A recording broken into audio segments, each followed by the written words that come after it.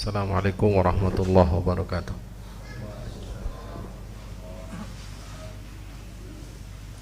Alhamdulillahi rabbil alamin. Hamdan katsiran tayyiban mubarakan fih kama yuhibbu rabbuna wa yardah. Alhamdulillah alladzi bi ni'matihi tatimmus shalihat. Allahumma salli ala Muhammadin wa ala ali Muhammad kama sallaita ala ali Ibrahim innaka Hamidum Majid wa barik ala Muhammadin wa ala ali Muhammad kama barakta ala ali Ibrahim innaka Hamidum Majid. Allahumma anfa'na bima 'allamtana wa 'allimna ma yanfa'una wa zidna ilma. Kita panjatkan puji dan syukur kita kepada Allah Jalla fi'ula. Alhamdulillah kita masih diberikan banyak kenikmatan, nikmat yang banyak, sebagaimana Allah Rabbul Alamin tegaskan, a'udzubillahi minasyaitonir rajim, bismillahirrahmanirrahim, inna a'tainaka al-kautsar fasalli li rabbika wanhar inna syani'aka huwal abtar. Sesungguhnya kami telah memberimu nikmat yang begitu banyak. Terjemah ini merupakan salah satu tafsir makna dari Al-Kautsar, satu di antara dua makna atau tafsiran surah Al-Kautsar, di mana tafsiran atau makna Al-Kautsar, sebagian para ulama tafsir mengartikan yakni telaga Nabi sallallahu alaihi wasallam yang Allah siapkan untuk Nabi sallallahu alaihi wasallam di surga. Ya, haud, telaganya Nabi sallallahu alaihi wasallam bernama Al-Kautsar. Ada juga yang mengatakan nahrun, sungai, fil jannah, di surga. Sehingga dengan makna ini, sesungguhnya kami telah memberimu telaga Al-Kautsar, sungai yang mengalir di surga, maka fasalli li rabbika wanhar, maka salatlah engkau wahai Muhammad. Karena khitab ayat ini kepada siapa? Nabi Muhammad sallallahu alaihi wasallam. Wanhar, dan menyembelihlah.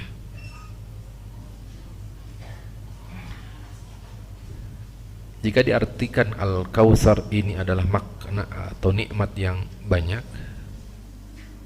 maka khitab ayat ini mencakup kita semua. Karena Allah menegaskan, wa ma bikum min ni'matin faminallah wa in ta'uddu ni'matallahi la tuhsuha. Sesungguhnya nikmat apapun yang kamu miliki adalah titipan Allah, pemberian dari Allah. Seandainya saja kalian hendak menghitung-hitung nikmat Allah, tidak akan mampu kalian menghitungnya. Maka makna ayat ini, inna a'tayna al-kautsar, maka mencakup juga pada kita semua. Sesungguhnya kami telah memberimu betapa banyak nikmat, nikmat yang begitu banyak. Maka lihat lanjutan ayatnya, fasholli li rabbika wanhar, maka sholatlah, maka wanhar, dan menyembelihlah. kita disuruh untuk sholat dan wanhar, menyembelih sebagai bentuk rasa syukur atas nikmat-nikmat Allah Subhanahu wa ta'ala. Seringkali kita dapati bahwa sholat itu disandingkan dengan menyembelih, seperti dalam ayat ini, juga dalam ayat yang lain, qul inna sholati wa nusuki wa mahyaya wa mamati lillahi rabbil alamin. Katakan oleh Muhammad, sesungguhnya sholatku, wa nusuki, di salah satu makna dari an-nusuk adalah apa? Sembelihanku, dan sembelihanku, wa mahyaya wa mamati, hidup dan matiku hanya milik siapa? Allah Rabbul Alamin. Demikian pula di hadis Nabi SAW, walaupun diperselisihkan keabsahan riwayat ini kepada Nabi SAW berupa qaul, ucapan, karena hadis itu secara umum antara 3 atau 4 perkataan, perbuatan, takrir, persetujuan, ya, atau sirah perjalanan Nabi SAW, sebagian memasukkan itu. Maka di antara perintah Nabi SAW dalam berkurban, ya, hadis Nabi SAW yang tadi telah diisyaratkan, para ulama berselisih pendapat tentang keabsahan hadis ini sampai kepada Nabi. Man kana lahu sa'atun falam yudhi fala yaqrabanna musallana. Siapa yang memiliki kelapangan berupa rezeki tapi dia tidak berkurban, bagaimana ancamannya? Fala yaqrabanna musallana, jangan sekali-kali dia mendekati tempat sholatku. Lihat bagaimana Allah Rabbul Alamin, kalau seandainya ini hadis ini sampai kepada Nabi, walaupun yang lebih kuat tidak sampai kepada Nabi SAW hadis ini, ya, bagaimana Allah Rabbul Alamin menghubungkan antara sholat dengan apa? Berkurban. Sebagaimana seringkali kita dapati sholat disandingkan dengan zakat, sholat zakat, sholat zakat. Nah demikian pula dalam masalah ini digali diantaranya di hasyiah al-usul ats-tsalatsah, bahwasannya salat adalah afdalul ibadat, seutama-utamanya ibadah yang sifatnya adalah apa?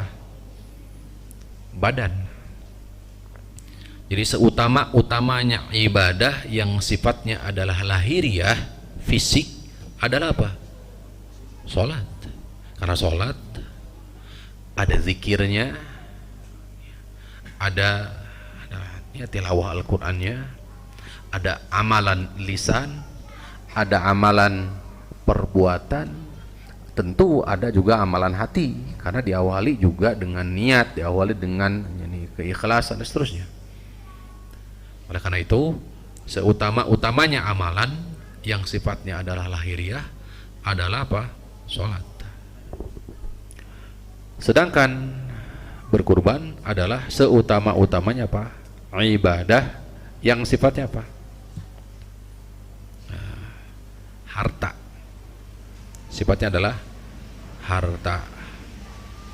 Oleh karena itu disebutkan di ayat yang lain, liyaz kurus mallahi ala ma razaqahum min bahimatil an'am, agar mereka mengingat dan menyebut-nyebut nama Allah atas rezeki Allah atas mereka berupa hewan ternak.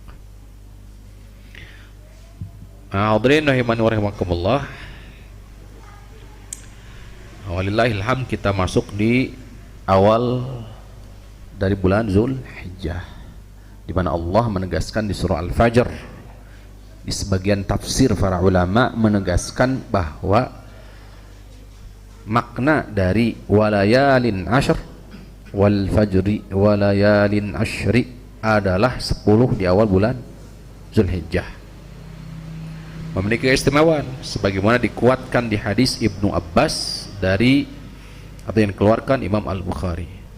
Ma min ayyamin al-amalus salihu ahabbu ilallah min hadhihi atau min dhalika al-ayyam, min tilkal ayyam al-ashr, yakni ayyam al-ashr.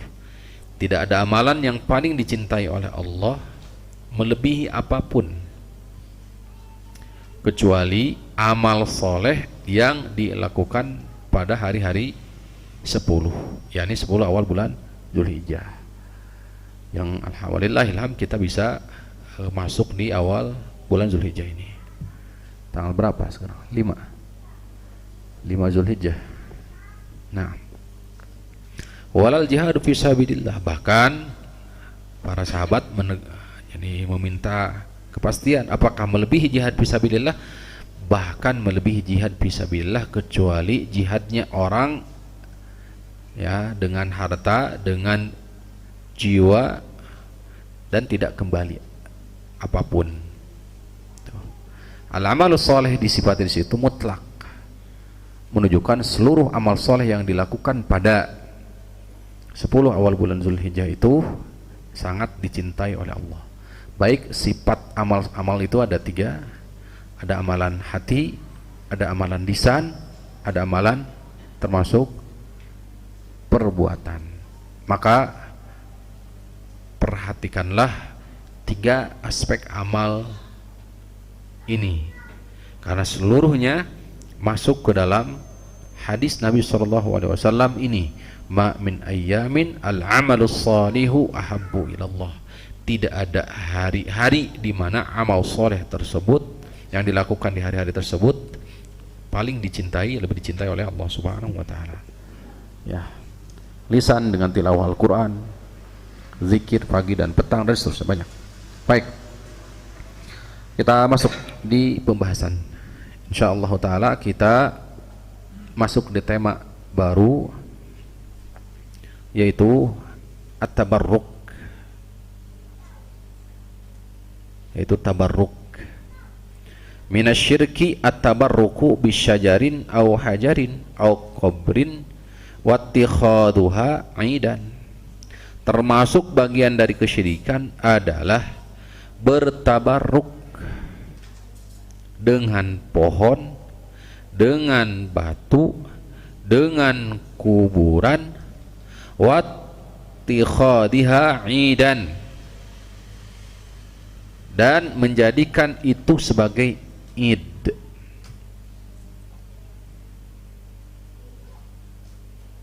Ya.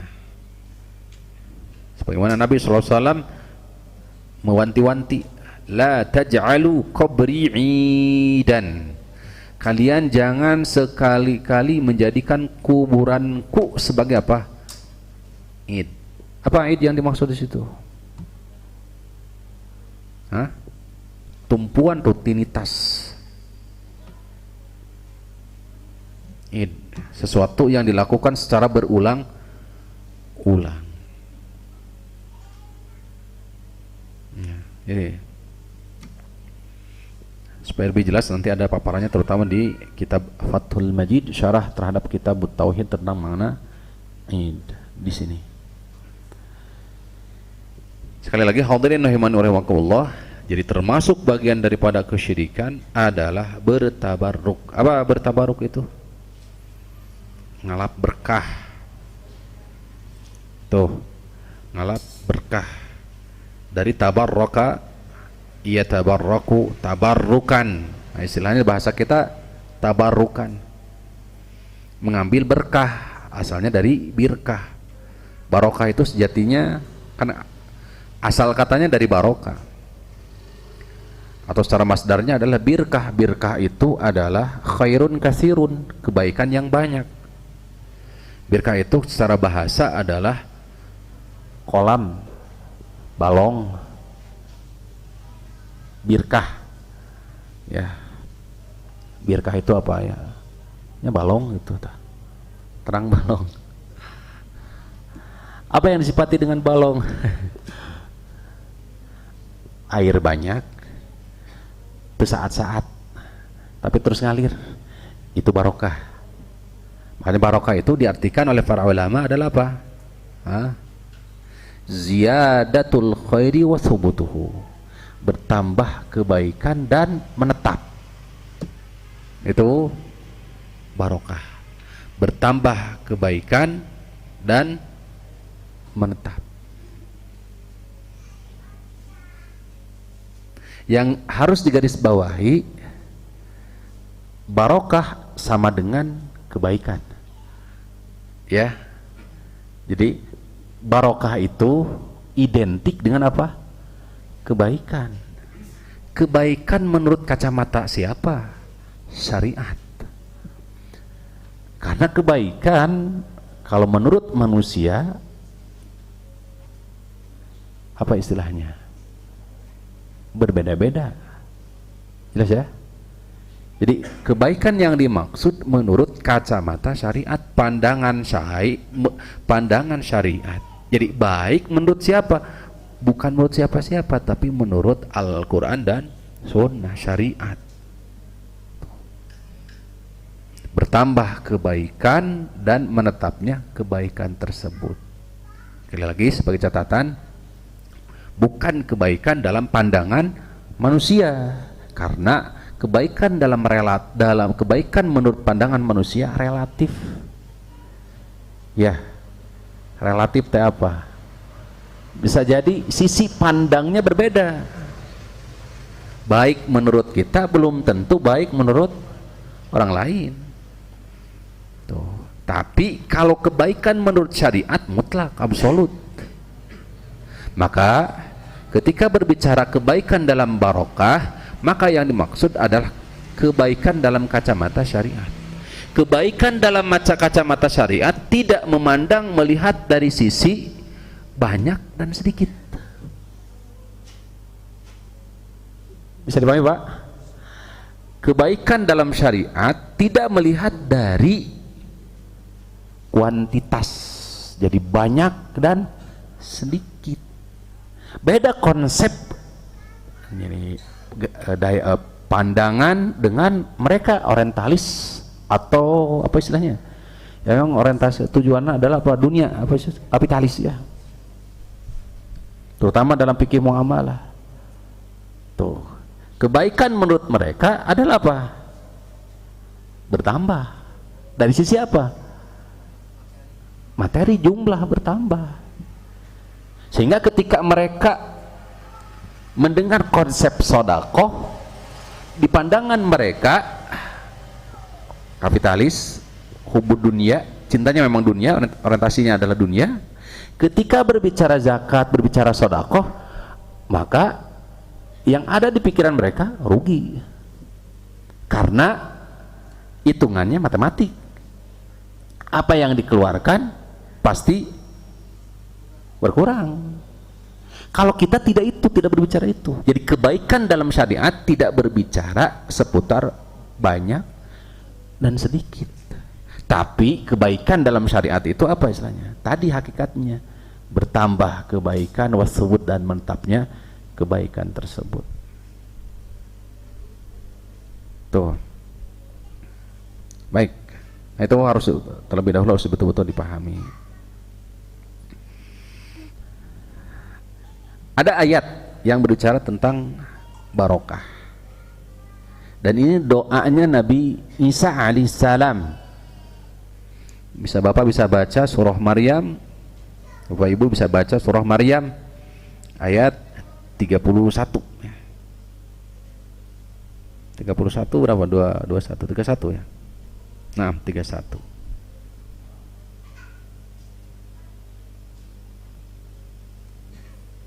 Ini doanya Nabi Isa alaihissalam. Ini dibawakan, dikutip oleh Imam Ibnul Qayyim di salah satu risalah beliau, ila ahadi ikhwanihi, kepada salah seorang daripada ikhwan saudaranya Ibnu Qayyim, di salah satu risalah beliau mengutip ini. Allah Subhanahu wa taala berfirman, a'udzubillahi minasyaitonirrajim, wa ja'alani mubarakan aynama kuntu. Kalau sebelum ayat sebelumnya, qala inni abdullah, sesungguhnya aku adalah hamba Allah, ataniyal kitaba, Allah telah memberiku kitab, wa ja'alani nabiyyah, dan Allah telah mengangkatku menjadi sosok seorang nabi, wa ja'alani mubarakan, dan Allah telah menjadikan aku mubarakan, barokah, ainama kuntu, dimanapun aku berada. Ini berarti berbicara tempat, waktu, dimanapun, kapanpun, termasuk dan telah menjadikan aku, zat diri, berarti kan ya. Berarti keberkahan itu bisa kepada diri, bisa paham ya, objek, bisa juga masuk ke ranah apa? Tempat dan waktu. Tuh. Nabi Isa alaihissalam, wa ja'alani, dan Allah telah jadikan aku mubarakan, barakah, ainama kuntu, dimanapun aku berada, wa awsani, dan Allah perintahkan aku bisolati, untuk menunaikan solat, wa zakati, dan menunaikan zakat, madumtu hayya, selama aku masih hidup, wa barram biwalidati, dan aku juga diberikan wasiat, disuruh untuk birrul walidain, berbuat baik terhadap kedua orang tua, walam yaj'alni jabbaran syaqiyya, ila akhir ayat. Untuk mengetahui ini kita masuk di tafsirannya. Apa sih barokah menurut para ulama tafsir di ayat ini? Di mana Nabi Isa alaihissalam berdoa, ya Allah, Allah telah menjadikan aku barokah dimanapun aku berada.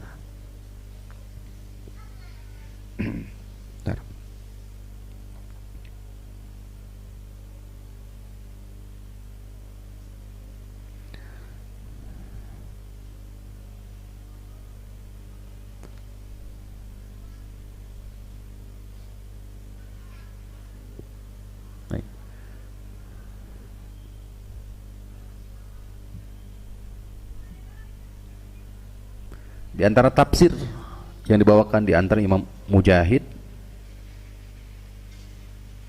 Amr bin Qais, was-Sawri, Imam Sufyan as-Sawri, makna wa ja'alani mubarakan ainama kuntu, dan telah menjadikan aku barokah dimanapun aku berada. Makna barokah menurut Imam Mujahid, Amr bin Qais, Imam Sufyan as-Sawri, wa ja'alani mualliman lil khairi, barokah itu kata beliau adalah mualliman lil khairi, senantiasa mengajarkan kebaikan, senantiasa mengajarkan kebaikan. Berarti di antara tanda hidup seseorang itu barokah apabila hidupnya itu senantiasa berada di atas apa? Tadi mualliman lil khairi, senantiasa mengajarkan, menyampaikan kebaikan. Itu tafsirnya. Jadi barokah dalam hidup dimanapun kita berada, maknanya sebagaimana tafsir Imam Mujahid tadi adalah apa? Mualliman lil khairi, senantiasa mengajarkan, menyampaikan kebaikan. Tuh.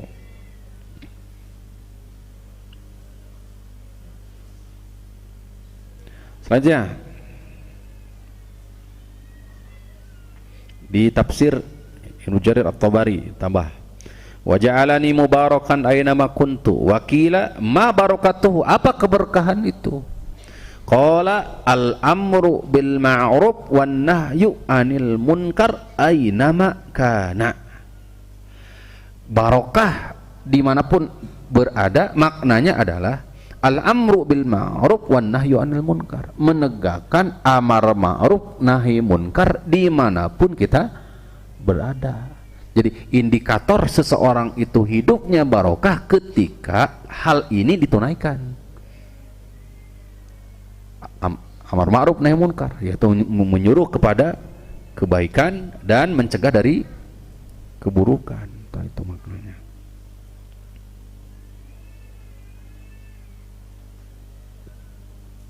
Ya, wallahu taala ala wa a'lam. Nah, ini makna dari ayat wa ja'alani mubarakan ainama kuntu. Selanjutnya kita masuk di pembahasan. Qala al-musannif rahimahullah taala, penulis berkata, hadza wa min a'mali ahli syirki. Ini yakni tabarruk dengan pohon, batu, kuburan merupakan bagian dari perbuatan-perbuatan ahli syirik. Min ghairi taraddudin au syakkin, tidak diragukan lagi, kata beliau.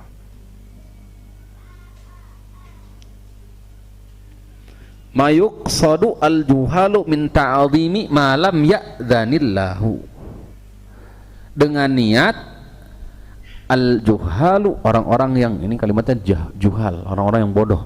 Maksudnya bodoh dari sisi apa? Syariat. Dengan niat-niat mereka min ta'zimi, mengagungkan ma lam ya'dhanillahu, padahal itu tidak diizinkan oleh siapa? Allah Subhanahu wa taala.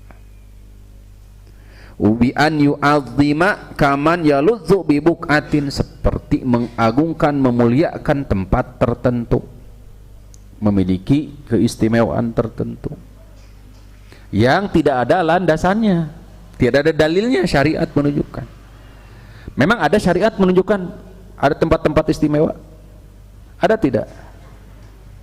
Ada nggak tempat-tempat di mana di situ adalah terdapat keberkahan, kebaikan yang banyak? Ada nggak? Ada. Apa? Haramain diantaranya, sholat di dalamnya berlipat ganda pahalanya.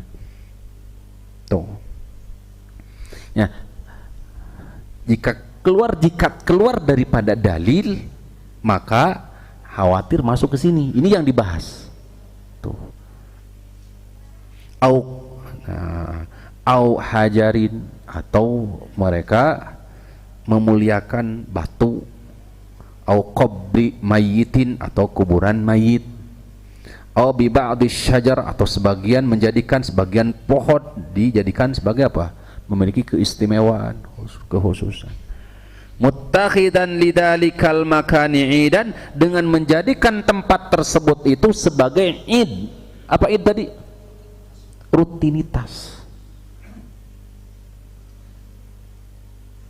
Kafi'li abidil awthani, seperti percis kebiasaan-kebiasaan para penyembah berhala. Karena hakikatnya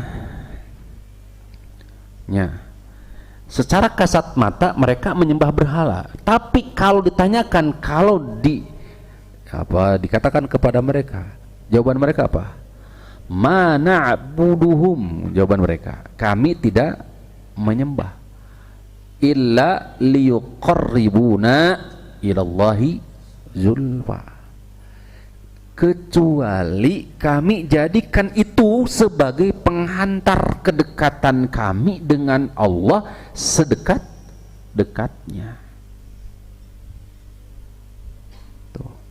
Oleh karena itu pembahasan ini dibahas, diangkat bab oleh Syekh Muhammad Ibn Abdul Wahab di Kitab Tauhid. Babut tabarruk, bab tabarruk bil asjar wal ahjar, dengan pohon, dengan batu. Selanjutnya beliau membawakan hadis-hadis tentang kaum musyrikin yang menyembah Lata, Uzza, Manat, Suwa, seterusnya.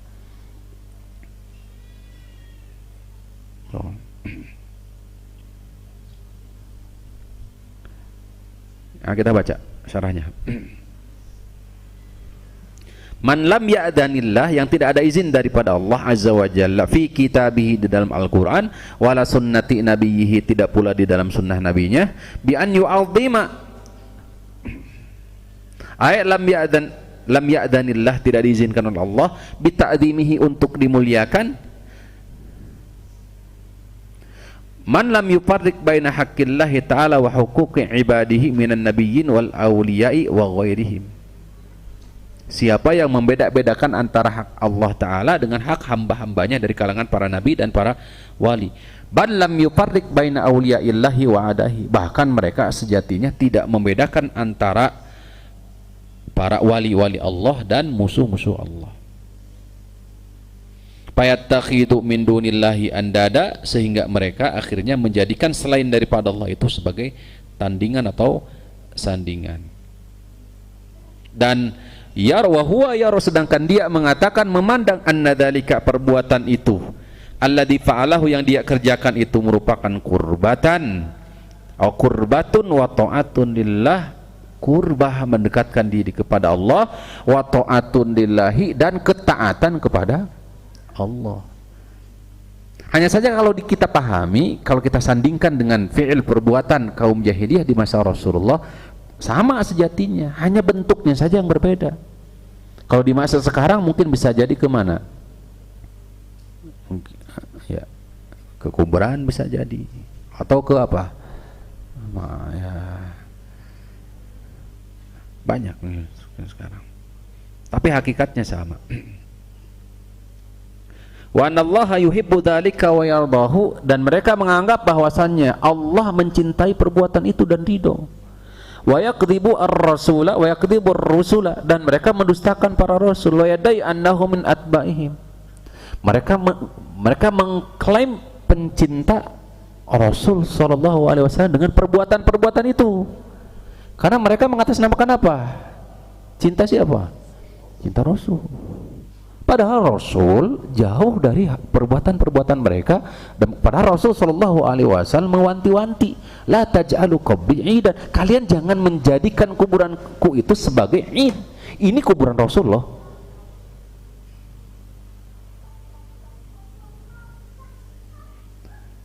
Artinya sejatinya ini hurmah kedudukan Rasul sallallahu alaihi wasallam istimewa di mata umat, kan gitu. Akan tetapi Rasul juga mewanti-wanti, jangan menjadikan kuburanku sampai dijadikan sebagai id, menjadi titik tujuan. Imam Malik itu sampai marah. Imam Malik kan dikenal dengan Darul Hijrah. Iya, Darul Hijrah itu satu-satunya imam yang tidak kita katakan satu-satunya. Imam Malik adalah di antara para ulama yang tidak hijrah, menetap di mana? Di Madinah. Beliau sangat marah apabila ada yang menunaikan baik ibadah haji ataupun umroh masuk dari pintu mana? Ini kuburan Nabi SAW, dan selalu keluarnya dari situ. Sampai demikian. Karena apa? Tadi dikhawatirkan itu masuk sebagai id, karena Rasulullah SAW nyaram gitu istilahnya. Nyaram teh. Tuh, mengingatkan. Wa yuwali a'da Allahi wa huwa yadunnuhum awliya'ahu, dan mereka loyalitas terhadap musuh-musuh Allah, padahal mereka mengira yadunnuhum awliya'ahu sebagai para wali-wali. Kafi'ilil Yahudi wan Nasara, ini seperti perbuatan Yahudi dan Nasara. Yujahirunallaha bil ma'asi, mereka menampakkan kemaksiatan kepada Allah. Wa yaqdibuna kitabahu, tapi mereka mendustakan kitab-kitab mereka. Di kitab itu kan dilarang perbuatan-perbuatan mereka. Wa yughayyirunahu wa yubaddilunahu, mereka ubah, mereka ganti, mereka tahrif, selewengkan al-kalima an mawadi. Wa yaqtuluna al-anbiya bighairil haqqi, bahkan mereka membunuh para nabi tanpa hak. Wa yansibuna lillahi subhanahu wa ta'ala al-walad, dan mereka menisbahkan bahwa Allah memiliki putra, melakukan perbuatan-perbuatan ini yaf'aluna al-afa'il, mereka melakukan perbuatan-perbuatan yang tidak diridhai oleh Allah. Setelah mereka mengatakan nahnu abnaullah, mereka melakukan kamilah anak Allah. Mereka mengatakan, mengklaim diri suci, mengklaim diri ini anak Allah, tapi perbuatan mereka justru bertentangan dengan klaim mereka. Ini kaum Yahudi. Kaum muslimin bisa jadi masuk ke dalam perbuatan-perbuatan mereka tanpa sadar.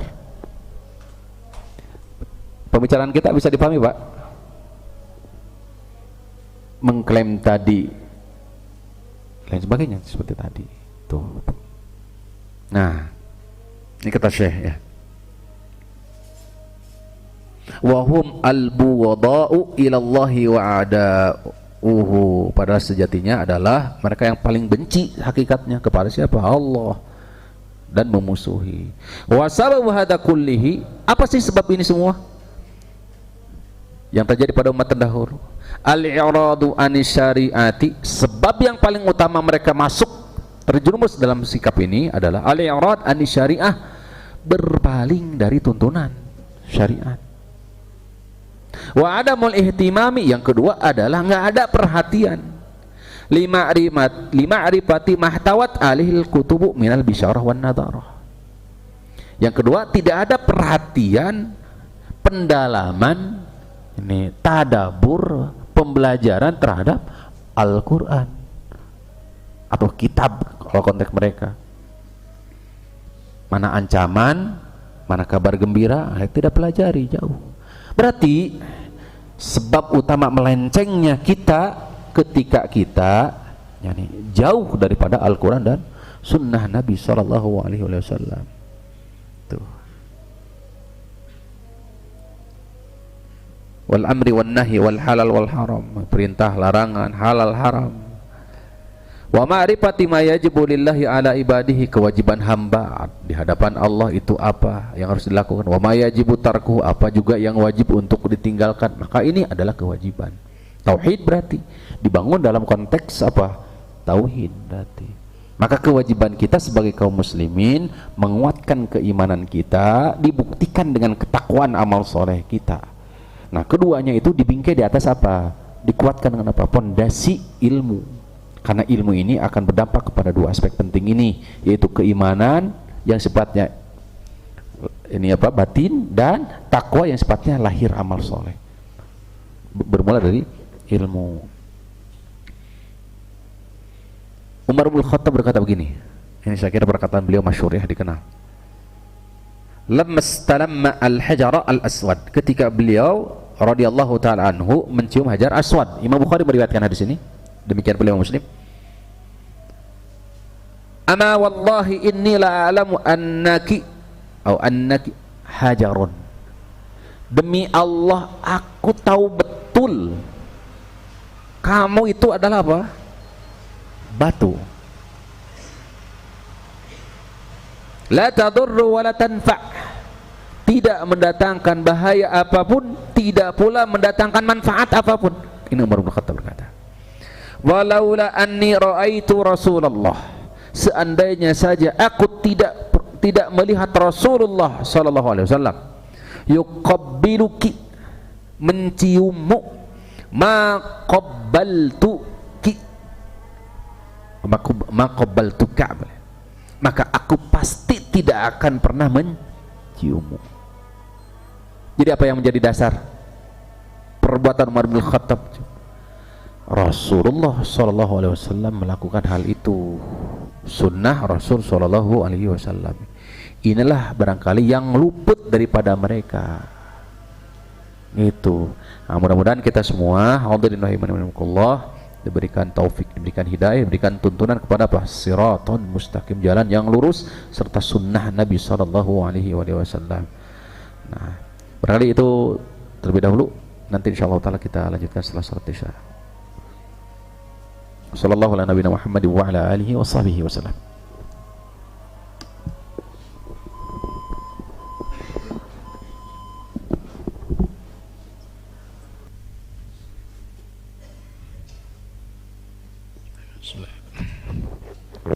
Alhamdulillah wassalatu wassalamu ala Rasulillah wa ala alihi wa sahbihi wa man ihtadahu bihudah, amma ba'd.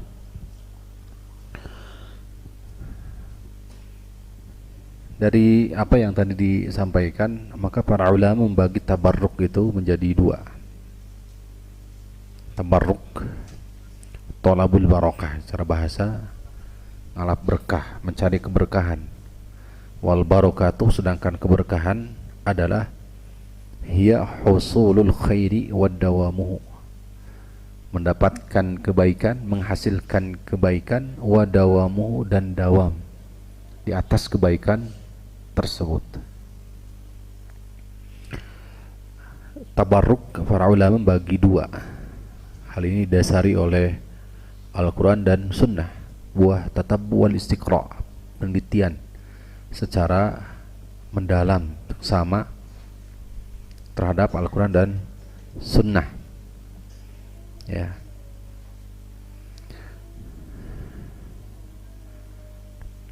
Tabaruk yang pertama, tabaruk terbagi menjadi dua. Pertama adalah tabaruk al-masyru', tabaruk yang disyariatkan.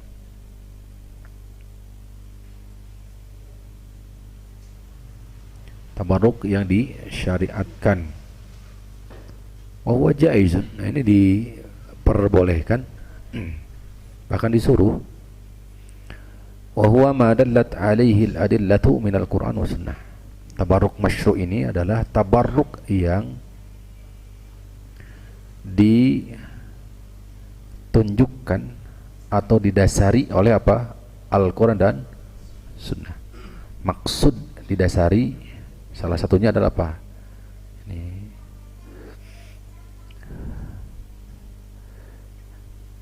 diperintahkan oleh Al-Quran dan Sunnah. Tuh. Secara umum tabaruk masyru' ini disyariatkan ini ada dua. Pertama adalah tabarruk bil asya'i al-madiyati al-mahsusati. Tabarruk dengan asya, sesuatu yang sifatnya adalah madiyah, benda. Ya. Tabarruk dengan sesuatu yang sifatnya seperti benda atau semisalnya. Katabarruki bima'i zamzama, seperti bertabaruk dengan air zam-zam. Ada memang dalilnya. Atau mencari karena asal dari tabaruk itu kan mencari kebaikan dengan menggunakan apa? Air zam-zam umpamanya. Atau yang ditunjukkan oleh dalil seperti apa? Hah? Seperti apa? Contoh yang lain. Al-asal umpamanya, madu ya. Terus apa lagi? Habatus sauda, kurma. Jelas ya? Nah, ini ada dalilnya. Maka silakan gitu. Nah, ketika kita berobat dengan itu, menggunakan itu, maka itu masuk dalam konsep tabarruk yang disyariatkan, dituntun. Kenapa disyariatkan itu? Karena ada dalilnya, tuntunannya. Dicontohkan oleh siapa? Nabi sallallahu alaihi wasallam. Ada dalil-dalilnya. Sampai sini dulu. Sehingga nanti akan wabiddihi tatabayyanu al-asya. Pahami ini karena nanti akan paham kebalikannya. Ketika berbicara tentang tabaruk yang tidak disyaratkan, maka secara umum terbagi jadi dua juga. Salah satunya adalah tabaruk yang ini tidak ada dalil. Batu, pohon, apa lagi? Ya, kuburan mungkin. Apa lagi? Kurang deh. Tempat gitu ya. Bisa jadi dengan tempat. Tuh. Jadi tolong dipahami terlebih dahulu yang tabaruk masyru' disyariatkan, nanti akan paham makna kebalikannya. Wa biddihi tatabayyanul asya. Dengan kebalikannya akan paham. Jelas itu. Yang kedua adalah tabarruk ghairu masyru'. Tabarruk masih di tabarruk masyru' yang disyariatkan. Tabarruk yang kedua, tabarruk bil amali sholihati, bertabaruk dengan amal soleh. Bertabaruk dengan amal soleh. Jadi jangan dikira amal soleh itu tidak melahirkan kebaikan. Amal soleh itu sejatinya hakikatnya adalah apa? Tabarruk, kebaikan sejatinya. Kas-salati, seperti salat, wad du'a, dan doa, was sadaqah, dan sedekah. Ada di hadis-hadis Nabi sallallahu alaihi wasallam, tasahharu fa inna fis suhuri barakatun. Bersahurlah, kan dalam sahur itu ada keberkahan. Di waktu, ketika berbicara waktu ya, konsep waktu. Ya. Fa inna fil bukuri barakatun. Ya, fima ma'nahunya ada di hadis juga bahwa waktu pagi itu adalah keberkahan di situ. Ya, jujur, saling menjelaskan dalam bab muamalah. Idza tabayyana wa sadaqa, apabila dia jujur saling menjelaskan antara penjual dan pembeli, buriqa an bai'ihima, maka jual beli mereka akan diberikan apa? Keberkahan. Jujur amal soleh itu. Tuh. Nah, ini contoh tabaruk yang disyariatkan. Nanti insya Allah kita bacakan juga contoh-contoh kasusnya ya, terutama kebalikannya yang bagian pada kesyirikan, karena Syekh fokus di bagian dari kesyirikan terutama di bab tabaruk. Yang kedua adalah tabaruk mamnu' atau ghairu masyru', tabaruk terlarang. Tabaruk terlarang atau tabaruk yang tidak disyariatkan.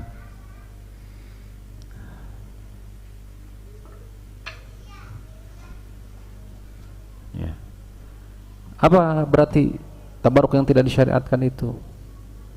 Nah, tinggal dibalikan tadi, yaitu tabaruk yang tidak ditunjukkan, disuruh oleh, diperintahkan oleh Al-Quran dan Sunnah.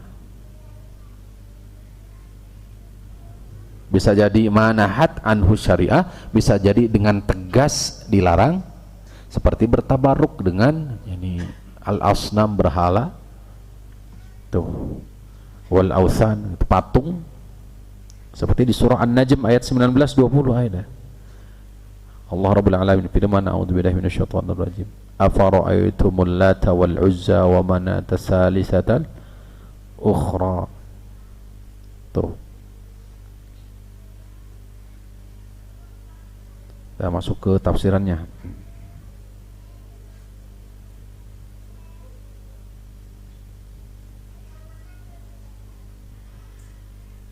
Mutabaqatul ayat litarjamah, ya, min jihati anna ubad hadhil awsan, para penyembah berhala ini, innama, sesungguhnya mereka, kanu ya'taqiduna, meyakini husul al-barakati, mendapatkan keberkahan, adanya keberkahan dari berhala-berhala tersebut, ya, bita'udhimiha, dengan mengagungkan mereka, wa du'aiha, dengan berdoa kepada mereka, wasti'anati biha, dengan memohon pertolongan kepada mereka, patung-patung maksudnya, wali'timadi 'alaiha fi husuli ma yarjunahu minha, berharap mereka, bersandar kepada mereka patung-patung, wa yu'malunaha bi barakatiha, mereka ini mengharapkan keberkahan, wa syafa'ah, serta syafaat mereka,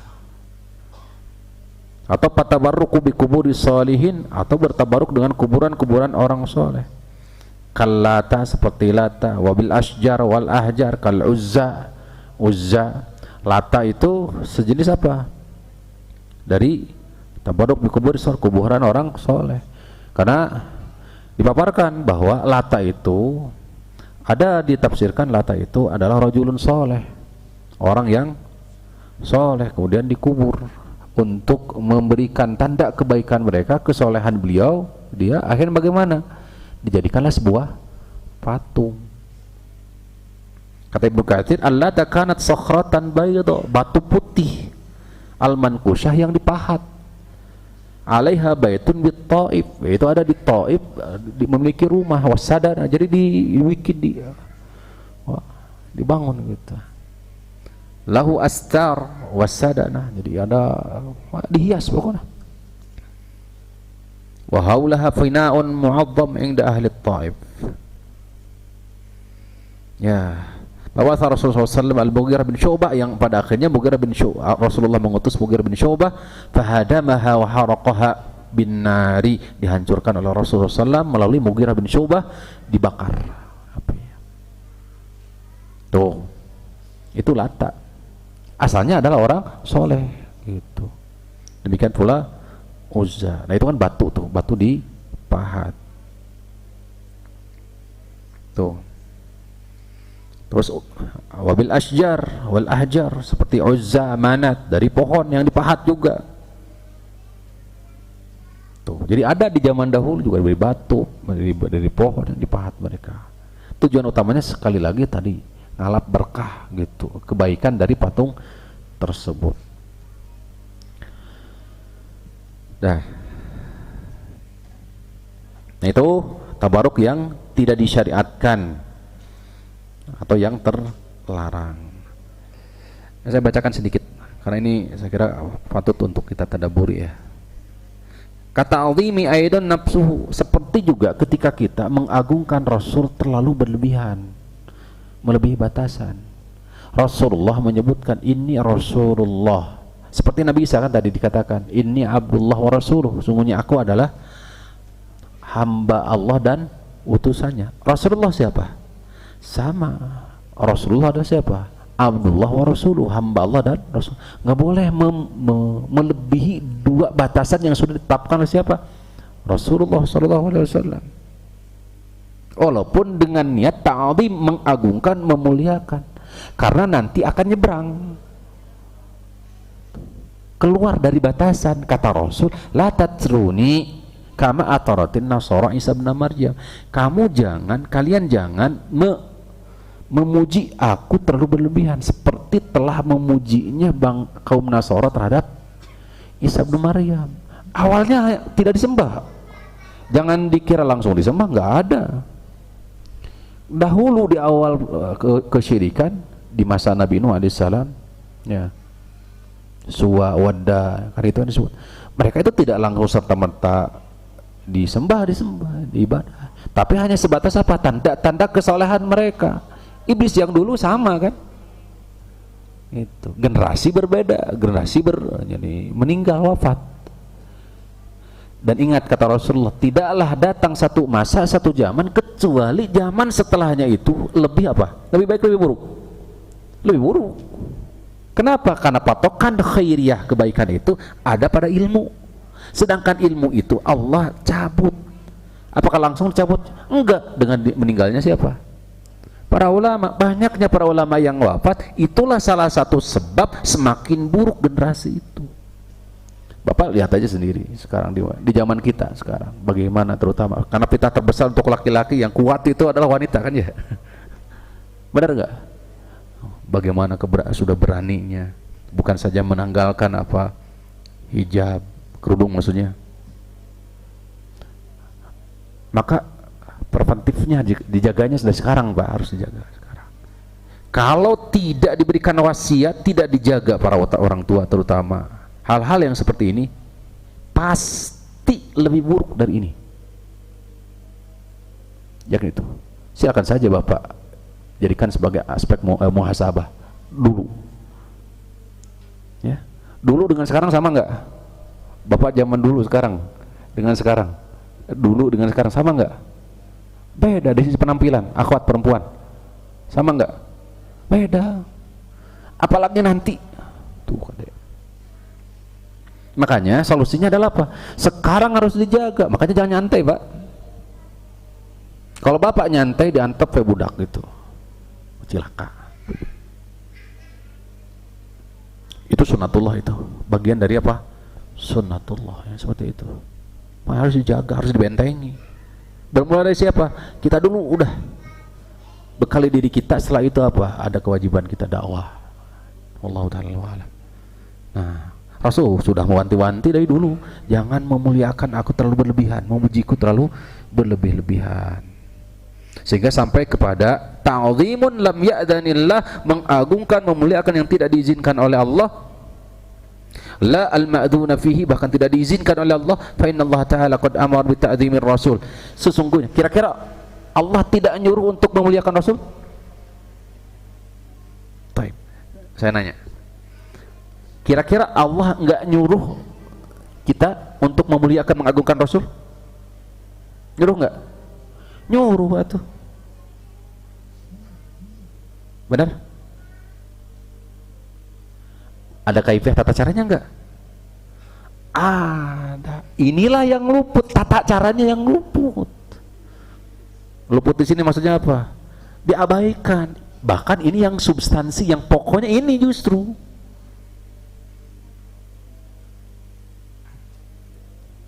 Yaitu mengagungkan Rasul itu bi an yuta'u fala yu'sau.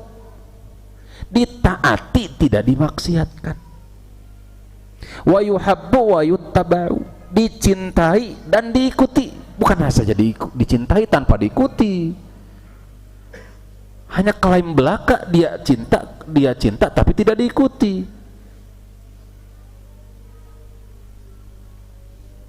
Qul in kuntum tuhibbunallah fattabi'uni yuhibbukumullah. Jika benar kamu cinta kepada Allah, ikuti aku. Itu kata Rasul. Kata Allah Subhanahu wa taala menegaskan itu. Maka sekali lagi bentuk memuliakan Rasul itu bukan dengan ini tanpa atau mengabaikan sisi yang paling esensialnya, pokoknya. Mentaati, ya, 4. Ta'atuhu fima amar, mentaati perintahnya. Wajtinabu manaha anhu wa zajar, menjauhi apa yang dilarang, yang diperingatkan oleh Rasul. Tuh. Terus apa lagi?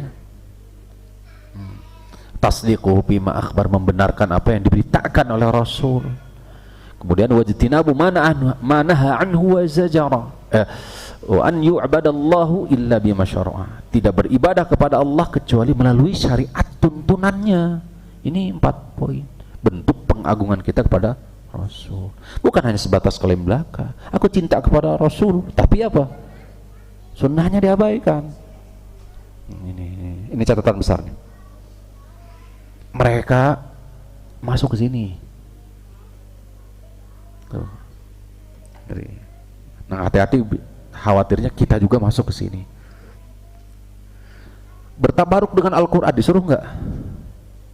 Ya disuruh. Bagaimana cara? Caranya kira-kira tidak ditentukan? Sudah, agama ini sudah lengkap. Ngalap berkah dari Al-Quran apa? Nah, kan Allah. Keluhan Rasul itu terhadap umat ini telah menjadikan Al-Quran itu sebagai mahjura, sesuatu yang ditinggalkan.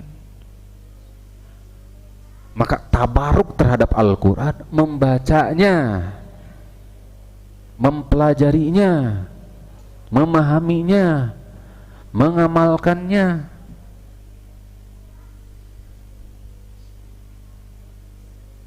Tuh. Nah, keluar dari ini, maka nyimpang nyebrang ke tabaruk yang tidak disyariatkan. Itu maksudnya.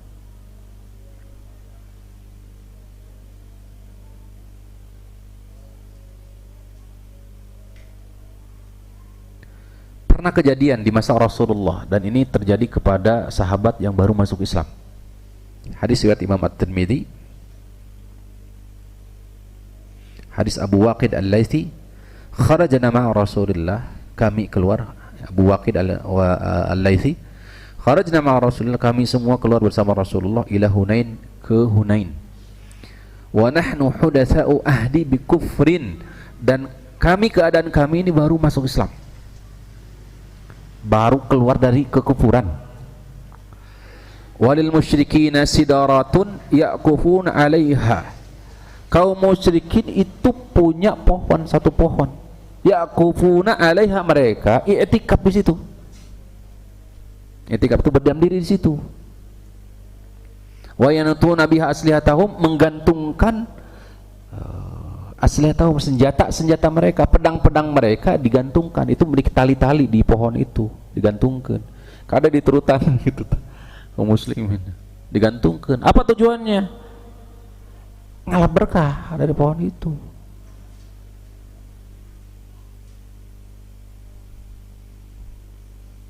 Walil musyrikina sidratun yaqufun 'alaiha wa inna yuqalu laha dzatu anwat, disebut pohon itu dzatu anwat. Anwat itu ya tadi memiliki apa, gantungan-gantungan gitu, tali-tali. Famararna bisidratin, maka kami pun melewati satu pohon.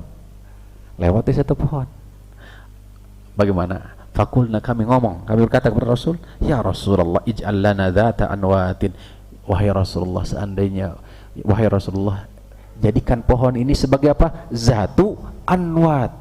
Paham? Zatu anwat itu apa? Tadi pohon yang kaum musyrikin tadi. Wahai Rasulullah, jadikan pohon ini sebagai apa? Zatu anwat, keberkahan. Kama lahum zatu anwat, sebagaimana mereka memiliki zatu anwat. Faqala Rasulullah, Allahu akbar. Allahu akbar. Rasulullah, ungkapan apa ini? Ya musibah. Allahu akbar, Allah Maha besar. Innaha as-sunan, inilah sunnah-sunnah, maksudnya adalah sunnah umat terdahulu. Kata Rasul kan di hadis yang lain, la tattaba'anna sunana man kana qablakum shibran shibran zira'an zira'an. Kalian ini pasti akan sedikit demi sedikit mengikuti sunnah-sunnah mereka. Al-Yahud wa ya Rasulullah wan Nasar. Yahudi kah dan Nasrar kah wahai Rasulullah? Waman, kata Rasul, siapa lagi kalau bukan mereka? Maka kata Rasul ketika mendengar perkataan mereka, innaha sunan, inilah sunnah-sunnah itu, kamu pasti akan mengikuti mereka.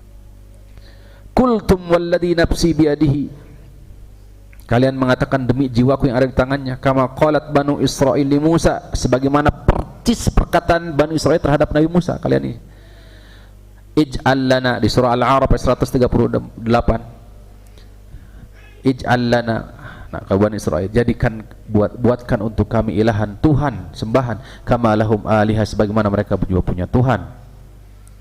Qala innakum qaumun tajhalun, sesungguhnya kalian adalah kaum yang jahil, bodoh. La tarkabunna sunana man kana qablakum, kalian pasti akan mengikuti jejak langkah mereka. Hadirin rahimani wa rahimakumullah.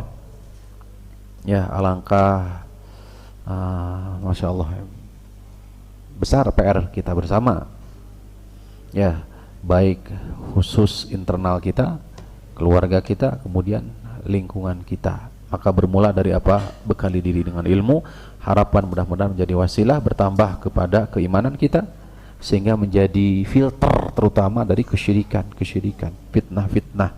Ya, kita hidup di dunia fitnah, penuh dengan fitnah. Ketika kebaikan, kebenaran dianggap justru ini keburukan, sebaliknya. Allah Ta'ala nas'alullah ala as-salamata wal afiyata. Demikian barangkali aku qauli hada wa astaghfirullah li wa lakum wa lisiril muslimin. Subhanakallahumma rabbana bihamdika asyhadu an la ilaha illa anta astaghfiruka wa atubu ilaik. Assalamualaikum warahmatullahi wabarakatuh.